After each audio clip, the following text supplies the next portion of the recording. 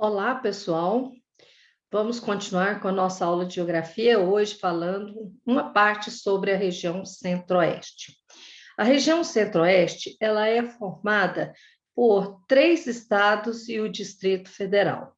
Nós temos aqui nesse mapa Mato Grosso, Mato Grosso do Sul, Goiás e o Distrito Federal.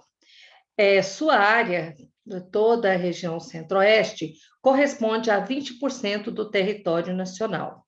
Trata-se de uma região menos populosa do país. Mesmo com o crescimento da produção agropecuária, uma atividade que é em destaque tem trazido para a nossa região Centro-Oeste a migração de pessoas de vários lugares do Brasil. Nós temos aqui na nossa região Centro-Oeste um relevo e uma hidrografia um pouco diversificada. A região Centro-Oeste, os estados de Mato Grosso e Mato Grosso do Sul, apresenta fronteira internacional com o país vizinho, além da região Centro-Oeste limitar-se com todas as demais regiões do país.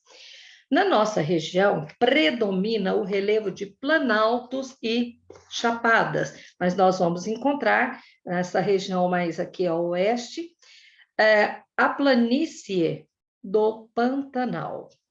Nós temos também importantes rios que formam as bacias hidrográficas, como o rio Tocantins, Araguaia, temos a bacia hidrográfica do Paraguai, do Paraná, e a extensa bacia hidrográfica do rio Paraguai abriga grande parte da região, como a planície do Pantanal Mato-Grossense.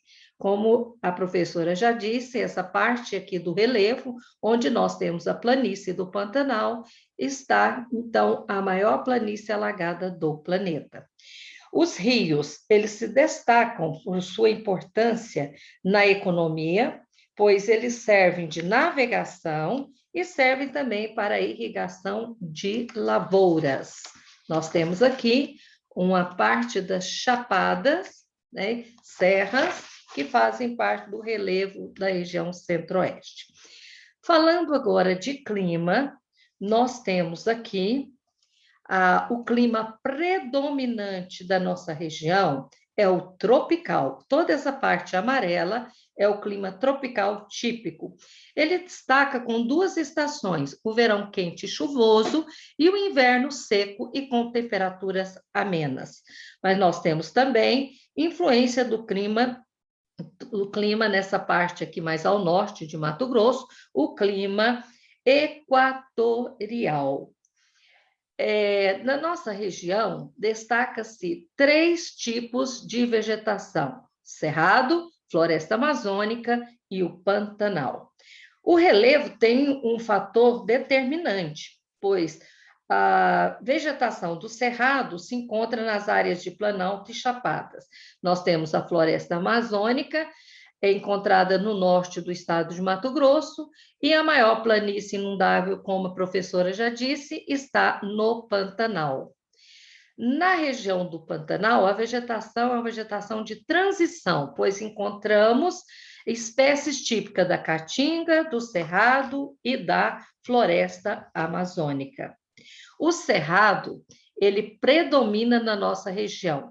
Nesse mapa de vegetação da região Centro-Oeste, na página 363, você pode observar a grande presença do cerrado. Ele é formado por arbusto, vegetação herbácea, grande presença de árvore com troncos retorcidos, casca grossa, folhas coriáceas, ou seja, semelhante a um couro. E outra característica do cerrado é a convivência com a queimada natural, pois o fogo pode iniciar naturalmente pelo aquecimento intenso dos raios solares, quando a vegetação está muito seca. Como já disse, o Pantanal está nessa região aqui. Se você observar esse mapa, você pode ver que o Pantanal não é só do nosso território brasileiro, ele vai além do centro-oeste brasileiro, ele vai a leste da Bolívia e nordeste do Paraguai, onde ele recebe o nome de Chaco. Nós temos também, ainda em relação à região centro-oeste, a sua população. Nós vamos ver que a região centro-oeste abriga aproximadamente 16 milhões de habitantes. Nesse aspecto, é a menor região do país. Então, a gente vai ver que a densidade demográfica do Centro-Oeste, em 2017, era quase 10 habitantes por quilômetro quadrado. Nós temos também que a população da região Centro-Oeste, ela está distribuída irregularmente, concentra principalmente ao redor das capitais. E o Distrito Federal apresenta a maior densidade demográfica da região e um altíssimo grau de urbanização. No Distrito Federal, nós temos 97% da população vivendo na área urbana. Nós temos ainda, em relação à região centro-oeste, quando a gente verifica esse mapa, você pode observar que, apesar da região centro-oeste ser uma potência agropecuária, a população dos estados da região centro-oeste realmente é uma população urbana. Habitantes por quilômetro quadrado. Olhando a legenda, na parte escura, 100 ou mais habitantes por quilômetro quadrado, você vai encontrá-los nas regiões próximas às cidades ou nas cidades e capitais. Temos ainda na região centro-oeste uma história da sua ocupação. Processo histórico da ocupação aconteceu o quê? Ao longo de muitos séculos, os territórios da região centro-oeste foram ocupados por diversas etnias indígenas. O processo de ocupação do nosso interior, da região centro-oeste, ele começou a ser efetivo a partir do século XVIII, em consequência da exploração de pedras preciosas. Então, a mineração foi a que impulsionou o povoamento da região centro-oeste, surgindo aí antigos arraiais, que depois se tornaram cidades, como Cuiabá, Pirenópolis e a cidade de Goiás. Para povoar e desenvolver a área do interior do Brasil, o governo adotou uma série de medidas que viabilizavam a pessoas saírem de outros estados ou de outras regiões para vir para a nossa região. Então, por isso, nós vamos ver que o governo federal, ele fez alguns projetos, entre eles a expedição Roncador-Xingu, que tinha o propósito de identificar áreas ocupadas pelos indígenas e mapear a região central.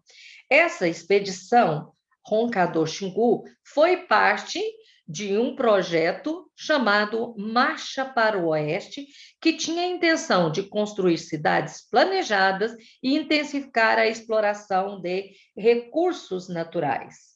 E uma das consequências dessa ocupação foi pessoas começarem a ocupar as terras indígenas. Com a ocupação da região centro-oeste, nós vamos ver a construção de uma nova capital, Brasília.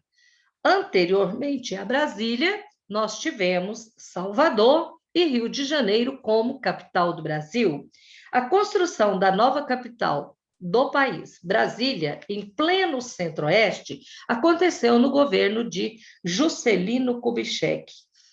O propósito era incrementar o povoamento da região centro-oeste, transferindo a capital brasileira do Rio de Janeiro para Goiás, em 1960, fazia com que aumentasse a população, modernizasse também as atividades econômicas do interior do Brasil.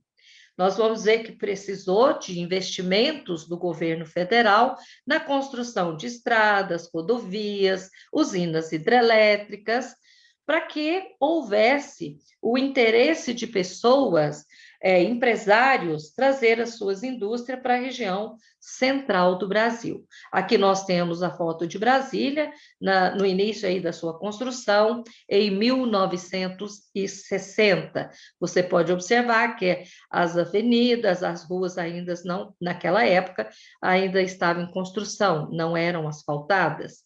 O governo fez bastante financiamentos para a produção da agropecuária, para trazer pessoas para a região centro-oeste. Com isso, realmente atraíram grandes fluxos de migrantes que buscavam ofertas de trabalho e ampliou, então, a quantidade de habitantes na região centro-oeste.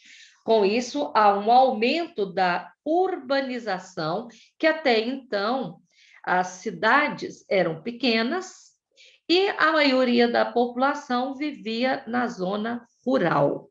Com o crescimento da cidade, que nós falamos, aumento da urbanização, primeiro, em 1950 e 1970, houve uma melhoria nas condições médico-sanitárias, contribuindo aí para reduzir a taxa de mortalidade e aumentando a quantidade de habitantes. Então, pelo que você observa, a construção de Brasília, a melhoria nas condições médico-sanitárias tiveram como consequência o aumento da população. Só que, posteriormente, o crescimento natural ele foi mais lento, porque as pessoas passaram a viver nas cidades, onde o ritmo de vida é diferente, e acabou influenciando na redução da quantidade de filhos por família. Então, nós temos até aqui a aula sobre a nossa região centro-oeste. Nas próximas aulas, vamos dar continuidade ao conteúdo. Boa leitura, façam um estudo em casa.